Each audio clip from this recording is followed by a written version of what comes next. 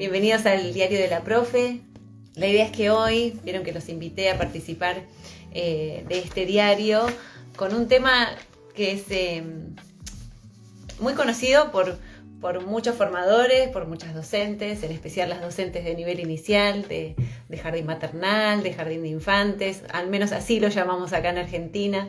Ustedes se imaginarán que estoy hablando de los niños más pequeñitos, ¿no? De los que tienen, 1 año, 2 años, hasta los 5 años. Bueno, los docentes y formadores de este nivel están muy acostumbrados a las actividades lúdicas, a incorporar actividades lúdicas en su práctica docente, pero sucede que con el tiempo, a medida que van subiendo de nivel y pasan tal vez a educación primaria o a educación secundaria, y ni que hablar a la universitaria o la terciaria, bueno, estas estrategias lúdicas se van quedando ahí en el olvido, ¿sí? Y tal vez como formadores no recurrimos con tanta regularidad. Y la verdad que nos perdemos de la oportunidad de disfrutar de los placeres de las actividades lúdicas, ¿no? Placeres para ambas partes, tanto para el formador como para nuestros alumnos. Y la realidad es que no tenemos que permitir que queden ahí olvidadas en el tiempo. Al contrario, tenemos que recurrir a ellas todo lo que podamos para hacer de nuestra práctica y de nuestra tarea docente una práctica y una tarea mucho más disfrutable, ¿no? ¿Sí? Como formador, como profe, ¿cómo me doy cuenta que una actividad tiene este alto porcentaje lúdico o de juego, que podemos decir? Pero no siempre van a ser juegos, por eso tal vez lo llamamos más porcentaje lúdico. ¿Cómo me doy cuenta como profe? Y la realidad es que es muy fácil, porque una actividad que tiene alto porcentaje lúdico es aquella actividad que apela, ¿sí? Y que conecta con la emocionalidad de los alumnos. Y con nuestra emocionalidad también. No nos olvidemos que si nosotros disfrutamos, ellos van a disfrutar junto con nosotros. Cuando apela y cuando conecta con la emocionalidad de los alumnos, lo más probable es que estemos en presencia de una actividad que tiene porcentaje lúdico. ¿Sí? Va a haber actividades que tengan un alto porcentaje, un 100%, ¿sí? de esto lúdico, de juego, ¿sí? Y van a ser esas actividades propiamente dichas de juegos de competencia, de juegos de roles, de juegos de postas, ¿sí? Desafíos grupales, desafíos en pareja, desafíos individuales, que van a perseguir un objetivo, ¿no? Que van a tener ahí como van a estar teñidas de este tamiz de aprendizaje, de conectar con algo nuevo, de conectar tal vez con una sorpresa, ¿sí? Ya después le dedicaremos tiempo, digamos, a dar ejemplos claros para cada nivel. Ahora es como que estamos sentando las bases, ¿no? De la importancia de incorporar actividades lúdicas a nuestra práctica docente. Así que, en general, como vamos a tratar de conectar con la emocionalidad de nuestros alumnos, la idea es que haya sensación, ¿no? Que haya una sensación a juego, que haya sensación de diversión, las tengo todas anotadas, de entretenimiento, que promueva el aprendizaje, ¿sí? Que promueva la creatividad, que despierte, ¿no? Esta puertita de conectarse con qué puedo generar, ¿sí? ¿Qué puedo yo como miembro de este equipo, ¿sí? Aportar para este bien común, que es lograr cumplir con este objetivo, con este desafío, con este challenge, como le digo yo a mis alumnos de inglés, ¿sí? Promover también la interacción con el otro, la interacción social, estar forjando este sentimiento de equipo, ¿sí? De pertenencia. Estamos todos tratando, nuestro equipo quiere ganarle al otro, entonces estamos todos tratando de dar lo mejor de nosotros en esta actividad para lograr este objetivo y ser los ganadores, ¿no? O por lo menos cumplir con el desafío, ¿sí? Lograr ese objetivo. Y ni que hablar esta sensación de libertad, ¿sí? También que está muy asociada al juego, al pasarla bien, al divertirse. Esta sensación de libertad está como muy en contra de lo que en general hacemos en la escuela, ¿sí? Que es aprestarlos en una situación muy estructurada, estar sentaditos, mirando el pizarrón por horas y horas, ¿no? Porque en general son horas las que están ahí como atornillados a la silla.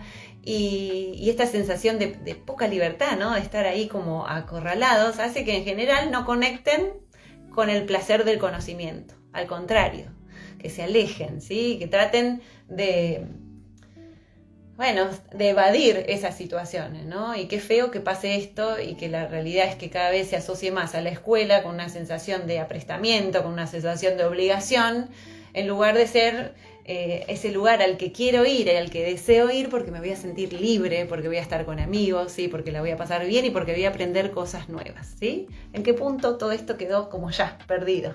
Bueno, tenemos la capacidad de darlo vuelta, sencillamente hay que dar vuelta a las estrategias, ¿no? Y empezar a ponerlas en práctica, empezar a decir, voy a probar, a ver qué pasa. Hoy voy a probar esta, ¿sí? Tampoco vamos a cambiar todo de una porque sabemos que cuesta horrores salir de la zona de confort, pero tal vez con una actividad de juego que propongamos ahora el lunes, cuando arranquemos la semana, ¿sí?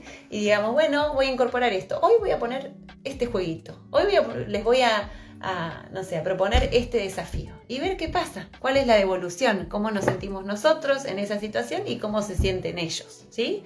Darnos la oportunidad, ¿sí? A nosotros y a nuestros alumnos de generar algo diferente y ver cuál es la respuesta. Para mí ese es el clic que tiene que hacer la educación para darse vuelta, para generar otra situación educativa.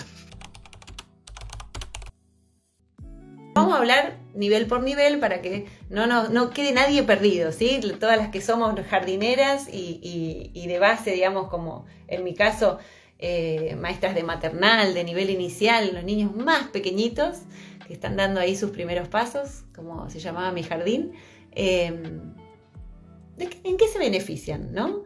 La realidad es que en nivel inicial, tanto maternal como nivel inicial, tienen este recurso como algo inevitable, o sea, no se puede pensar al nivel inicial sin pensar en juego, sin pensar en actividad lúdica, porque es la forma en que los niños a esa edad conocen el mundo. De hecho pasa que cuando queremos incorporar una actividad un tanto sedentaria, ¿sí? Y capaz de aprestamiento, yo le llamo de aprestamiento cuando tenemos que estar muchos sentaditos, así como sobreadaptarnos a una situación que es totalmente antinatural a la edad con la que estamos trabajando, como por ejemplo en este caso de los nenes de nivel inicial. Así que para las docentes de ciclo maternal y nivel inicial, la realidad es que el recurso de juego es un recurso casi inevitable, ¿sí? Y se lo van a contar los mismos niños, o sea, los mismos niños cuando estén en una situación muy de aprestamiento, muy de adoctrinamiento en cuanto a tengo que estar sentado, ¿sí? Y aprestándome para hacer una actividad muy sedentaria.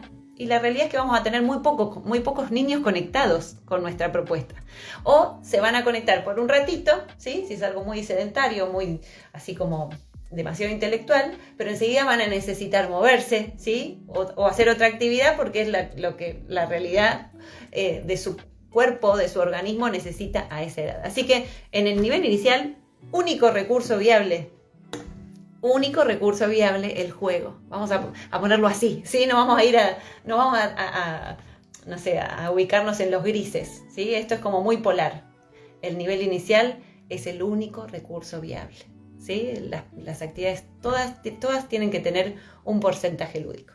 En el nivel primario, ¿para qué nos sirven, no? Porque es como que en el nivel primario ya nos empezamos a alejar, ¿sí? De lo lúdico. Es como que empezamos a considerar que hay que ponerse más serios, más estructurados, y que tienen que estar sentados mirando al pizarrón, y es un error garrafal, pero bueno, la realidad es que de alguna manera hay que darlo vuelta. Entonces, para darlo vuelta vamos a ver cuáles son los beneficios. En nivel primario la realidad es que si queremos que nuestros niños mantengan la atención, tenemos que recurrir a actividades lúdicas, no queda otra, a recreos cerebrales, actividades de juego, desafíos, competencias y demás.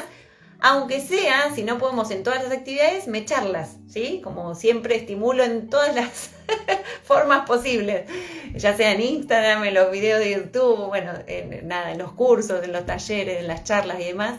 Si no podemos ofrecer todas las actividades con porcentaje lúdico, aunque sea entonces tener la habilidad de mecharlas, ¿sí? Decir, venimos de una actividad muy sedentaria, ya sea en el área que sea matemática, práctica del lenguaje, inglés, la actividad que estén, o sea, el área en la que se estén desarrollando, después entonces tiene que venir una actividad lúdica, que sea respetuosa de ese sentir y de esa necesidad que tienen los niños de jugar para aprender el mundo, ¿sí? Con todos los beneficios que hablamos al principio.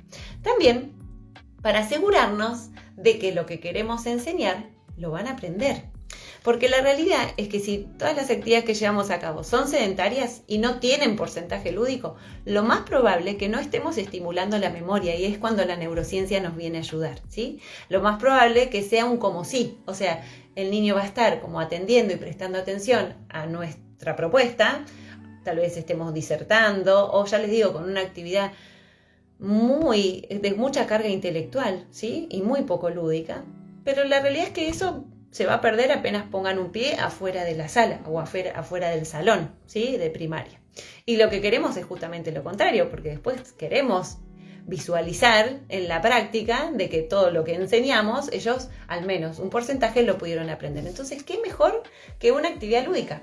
Que sabemos que va a abrir las puertas al conocimiento. ¿Por qué? Porque va a estar conectando con la emocionalidad de los chicos. El juego va a estar conectando, cualquiera sea en sus diferentes formas, va a estar conectando con la emocionalidad de los chicos. Entonces esto va a hacer que el conocimiento que está en juego en esa actividad se guarde en la memoria de largo plazo, ¿sí? Todos tenemos recuerdos de nuestra etapa de formación de actividades puntuales, ¿no?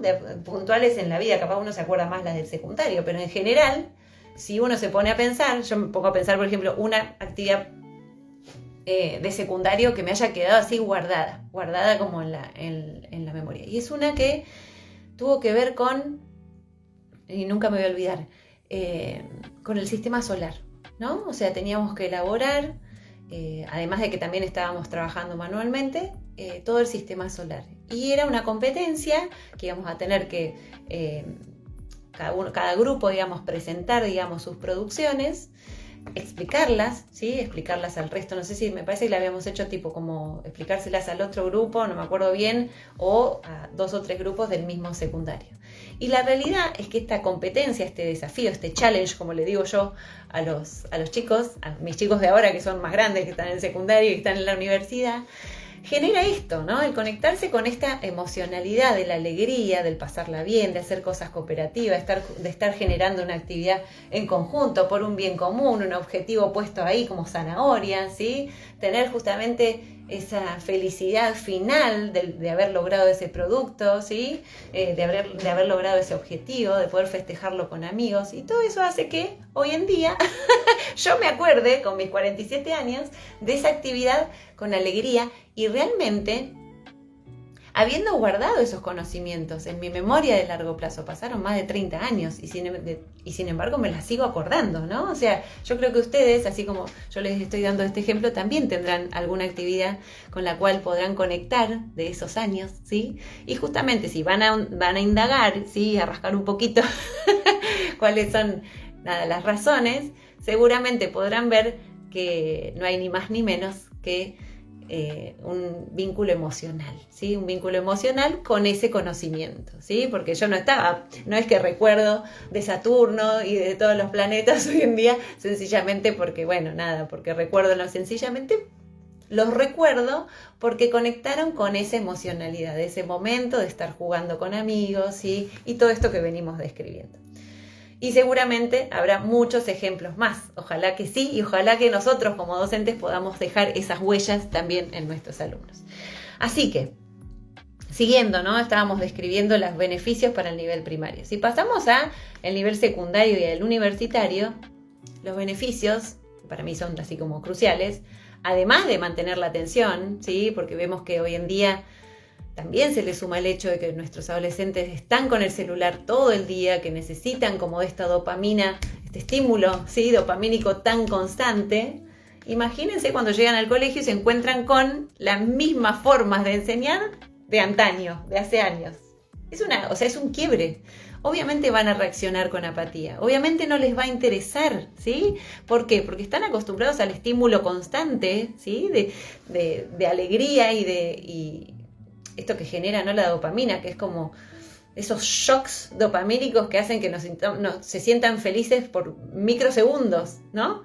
Imagínense si nosotros vamos con una misma clase disertiva, ¿sí? Y súper arcaica, como viene pasando hace años. Obviamente van a reaccionar negativamente y se van a transformar en súper apáticos, no apáticos, ¿sí? Los súper apáticos le podemos poner, pobrecitos, cuando en realidad está en nuestras manos poder generar otra situación de aprendizaje, ¿sí?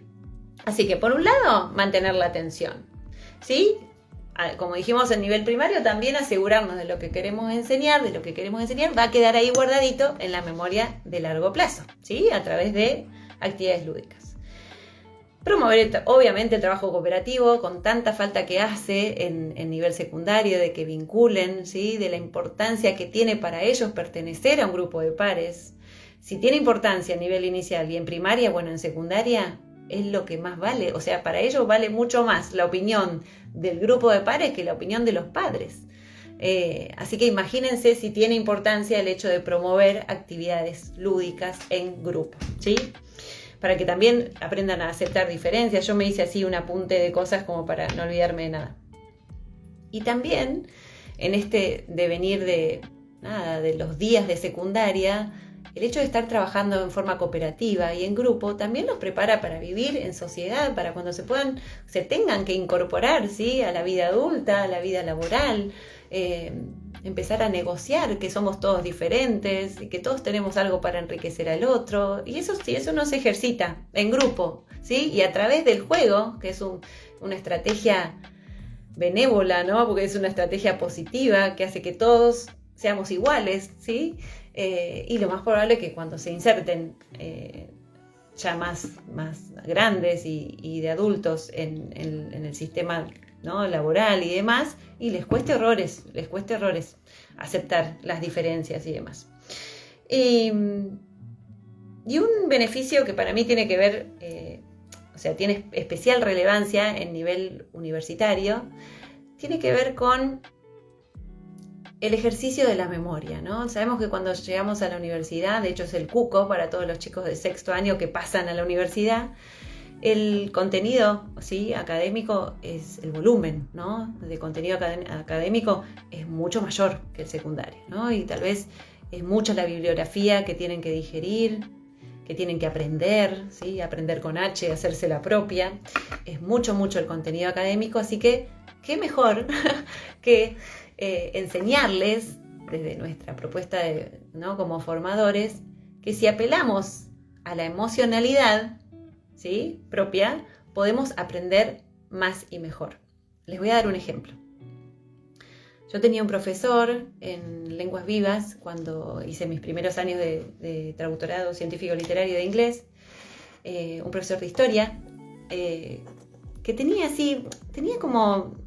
Era raro, porque la verdad que para la época parecía bastante más como ayornado. Tenía situaciones así como muy teóricas a veces, ¿no? Como muy de disertar y de contarnos la historia desde el libro de historia, ¿no? Así como muy, como, no sé, falto como de carisma, digo yo, ¿no? Porque él llegaba y se ponía como a hablar así, ese era el momento en que más nos dormíamos, digo yo, porque para como temprano, yo creo que salía de acá a las 6 de la mañana o antes, y nada, llegábamos a las 9 de la mañana en clase de historia, y con ese nivel de apatía, claro, no había quien no se durmiese en esa situación. Pero sin embargo, se ve que por momentos conectaba con la necesidad propia de él de pasarla bien, digamos. Y un día, por ejemplo, nos trajo la carta que le había escrito su mamá, o sea, su abuela alemana, a su papá, o sea, su abuelo alemán, ¿sí? Me tengo que acordar toda la historia.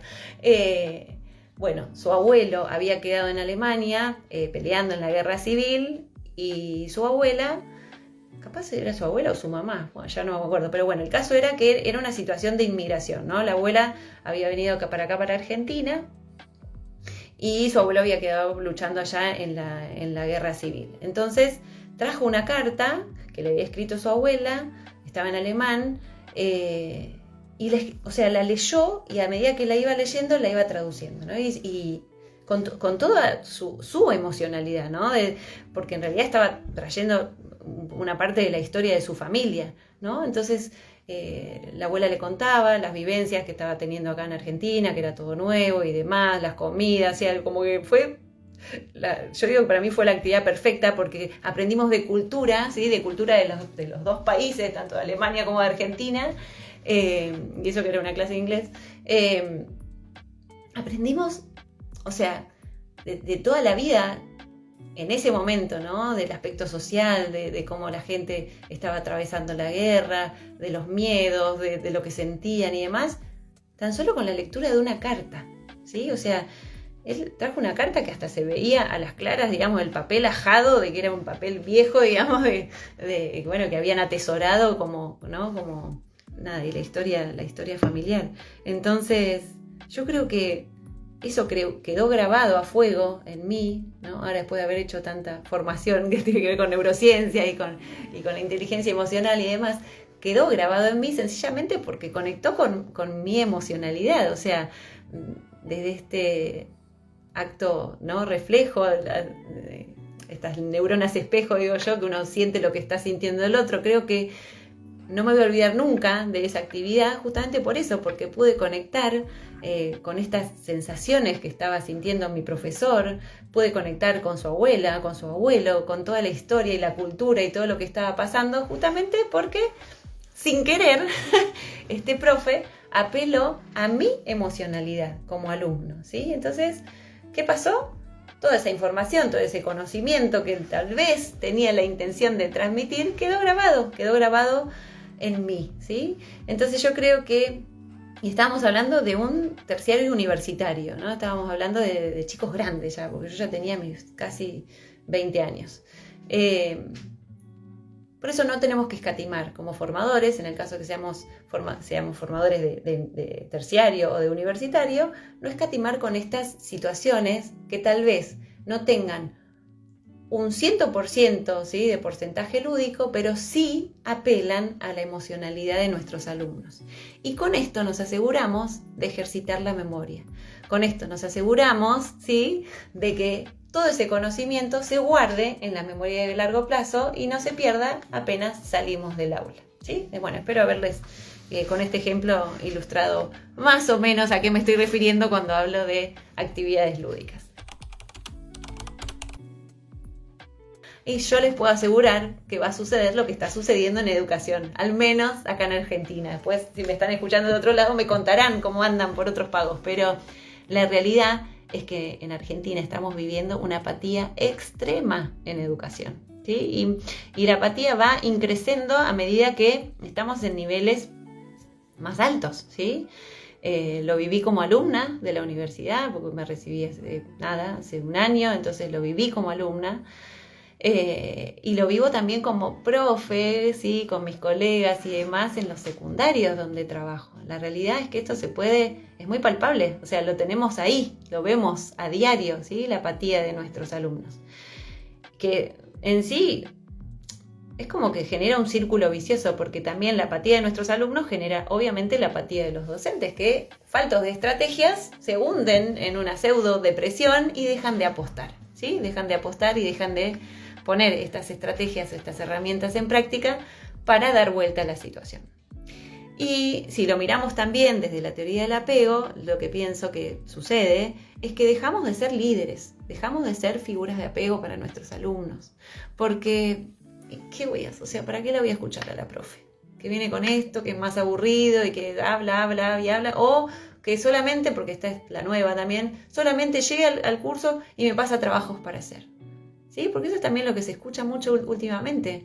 O sea, que profesores que llegan al curso y ni siquiera explican y solo tiran trabajos, ¿sí? Tiran trabajos a la aplicación, al Classroom, a todas estas aplicaciones donde los chicos a partir de la pandemia empezaron a utilizar, ¿sí? Como tengo que entregar un trabajo. Y eso se repite y se replica, pero ¿dónde está la situación de aprendizaje? ¿Dónde se registra esa situación donde el docente guía y es como el que andamia toda esta situación para conectar, ¿no?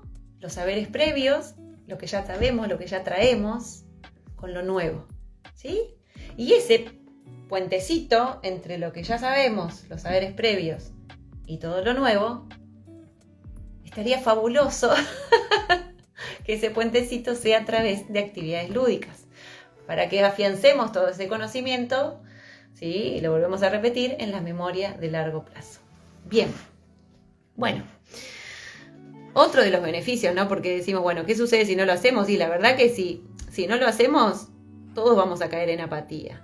Y la realidad es que si nosotros, los formadores, no disfrutamos de lo que hacemos, lo más probable es que nuestros alumnos, por acto reflejo y por esas memorias espejo, tampoco disfruten lo que están haciendo. Otro dato importante, ¿no? Para sumarle a este listado de qué sucede si no lo hacemos. Y todos tenemos seguramente, si nos ponemos a pensar, algún recuerdo de algún profe que ha dejado huella en nosotros, que ha dejado una huella positiva, como esta que yo les digo de mi profe de historia. Todos tenemos. Es más, yo creo que hay muchos de nosotros que conectamos con una profesión justamente porque tuvimos un profe que supo conectar con nuestra emocionalidad. Yo creo que muchos de nosotros somos profesores, formadores y docentes porque hubo ese alguien, ¿sí?, que supo conectar con nuestra emocionalidad y que ahí, en ese devenir, ¿sí?, de vínculo positivo, nosotros desarrollamos el placer por, ¿sí?, el placer por ser formadores, el placer por la medicina, el placer por las matemáticas y demás. Y también, así como digo esto, también aprendimos a odiar áreas en especial, pero porque en sí tuvimos un formador que no conectó con nuestra emocionalidad. ¿Cuántos aprendimos a odiar las matemáticas? Pilas de personas aprendimos a odiar la matemática. ¿Pero por qué? Porque tal vez ese profe, sin poner el dedo juzgador, carecía de estas estrategias, ¿sí?, de poder conectar las matemáticas, los cálculos, las situaciones problemáticas, ¿sí?, con nuestra emocionalidad. Y lo vivimos como una situación de apretamiento. De esto hay que aprenderlo porque sí, porque lo digo yo, falta que digamos. Entonces la realidad es que además, si no incorporamos actividades lúdicas, ¿sí?, y la realidad es que vamos a generar, ¿sí?, este alejamiento, ¿sí?, esta distancia, ¿sí?, que los alumnos no quieran ni vernos, ni venir a nuestra clase, ni que hablar en el futuro, ¿sí?, acercarse al área que estamos justamente enseñando. Bien. Llega el momento en que empiezo a hacer como una conclusión de este tema y paso todo el gran tema de las actividades lúdicas por el tamiz, ¿no? El tamiz de la inteligencia emocional, el tamiz de la neurociencia y ya hablamos un poquito del tamiz de la teoría del apego. ¿Qué nos dice la inteligencia emocional? La inteligencia emocional nos dice que la realidad es que si promovemos actividades lúdicas, en general, vamos a estar promoviendo también un ambiente propicio para el aprendizaje, ¿sí? Porque cuando promovemos una actividad lúdica, un juego, una competencia, un desafío, en general, nuestra sonrisa es acá, de oreja a oreja, ¿no? Y el ambiente que estamos proponiendo es positivo. Así que es muy raro que estemos generando un ambiente así como cargado de cortisol, ¿no? Los chicos en general cuando ven que nosotros la pasamos bien y estamos con la sonrisa de oreja a oreja y ellos también la pasan bien y lo más probable es que se relajen y lo más probable es que se atrevan a equivocarse, ¿sí? Que si hay errores y bueno, pasen más desapercibidos y podamos aprender de ellos. Eso nos dice la inteligencia emocional, ¿sí? Que el contexto que se promueve con una actividad lúdica es un contexto positivo, amoroso, ¿sí?, y fértil para el aprendizaje. ¿Qué nos dice la neurociencia? Nos dice lo siguiente: si queremos que nuestros alumnos hagan propios los conocimientos y tenemos que conectar con la memoria de largo plazo. ¿Cómo hacemos para conectar con la memoria de largo plazo? Apelando a la emocionalidad. ¿Cómo hacemos para apelar a la emocionalidad de nuestros alumnos? Con actividades lúdicas, ¿sí? Es como que una cosa hace a la otra y la otra cosa hace a la otra. ¿Qué más nos dice la neurociencia? Que si nosotros promovemos actividades lúdicas, van a estar interesados, ¿sí?, por nuestra propuesta, ¿sí? Al estar interesados por nuestra propuesta, también ahí el hipocampo se va a estimular, ¿sí? Como pasa con cada vez que le llevamos una sorpresa a nuestros alumnos. El hipocampo hace así, se pone la alerta y dice: tírenme información que yo se las voy a guardar. Pasa eso, ¿sí? Pasa en la vida diaria, pasa también en la escuela. Bien, y otro gran punto, porque también todo lo que estamos formando estas generaciones, estamos siendo atravesados por una situación muy particular que tiene que ver que tal vez no fuimos formados para trabajar con aulas súper heterogéneas, ¿no? Como que nos formaron pensando que todos los alumnos que íbamos a tener en el aula eran iguales. Mentira. Somos todos diferentes, absolutamente diferentes. Y por mucho tiempo pensamos que tal vez el incorporar chicos con necesidades, alumnos con necesidades especiales, era casi imposible, ¿sí? Yo sé que la realidad nos atraviesa y ahí es cuando realmente me pongo seria porque nos atraviesa a todos, ¿sí? Cuando tenemos niños tal vez con dislexia, cuando tenemos niños hiperactivos, cuando tenemos niños que tal vez... La realidad es que sí, nos sobrecarga, nos sobrepasa, pero si tenemos en cuenta que hay otras estrategias que nos pueden ayudar, todo esto que no aprendimos y para lo cual no fuimos formados, realmente puede ser mucho más viable, ¿sí? Yo les puedo asegurar que cuando estoy como profe proponiendo actividades lúdicas, de juegos, todas estas que les estuve describiendo, todos en ese momento son iguales. Todos van a poder participar desde lo que pueden dar, desde lo que pueden aportar. Y no saben el beneficio que esto trae para el grupo en general, porque nadie se siente más que el otro. Nadie se siente que está, no sé, la está bajando, como dicen ellos, ¿no? Como que no está aportando. Al contrario, cuando son situaciones lúdicas, les estamos dando la bienvenida a todos por igual. Y ahí es cuando realmente tenemos aulas inclusivas, ¿sí? Cuando estamos promoviendo actividades lúdicas, nadie queda afuera. Nadie va a quedar afuera. ¿Por qué? Porque todos van a poder aportar desde lo que pueden. Y todos se van a poder llevar y enriquecer, ¿sí? Todos en la medida que ellos puedan, ¿sí? O sea, la realidad es que tenemos que dar como una... ¿sí? Tenemos que mirar las cosas con otros anteojos. Vamos al final, con una frase que les quería regalar y que me parece que está bueno reflexionar y guardarla ahí, no sé si ponerla, no sé, capaz en la heladera, ¿no? Escribirla en un lugar donde la veamos muy seguido. A veces me hago esas cosas, ¿no? Como recordatorios y decir, bueno, esto está bueno, lo dejo acá para leerlo cada tanto, ¿sí? Y no caer, ¿sí? Y no pecar por... Bueno, dice así, escuchen con atención. Dice, las personas recordamos mucho más las cosas cuando éstas vienen acompañadas de emocionalidad, ¿sí? Esto vale para la casa, con el marido, con los hijos, ¿sí? Con nuestros padres, con nuestros amigos, pero también vale para la escuela. Vamos otra vez, la leemos otra vez. Las personas recordamos mucho más las cosas cuando éstas vienen acompañadas de emocionalidad. ¿Se acuerdan la carta que les conté del profe de historia? Y hay tantos otros ejemplos.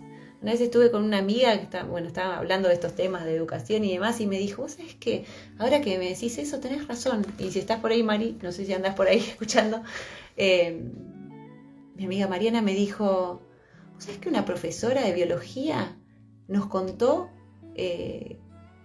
nos relató, digamos, cómo, o sea, de qué se trataba, digamos, o qué importancia tenían los leucocitos, ¿no? Y nos hizo todo el viaje de la sangre a través del cuerpo. Y si yo el día de hoy me acuerdo patente eso, claro, tenés razón, es porque ella en realidad lo hizo como una historia.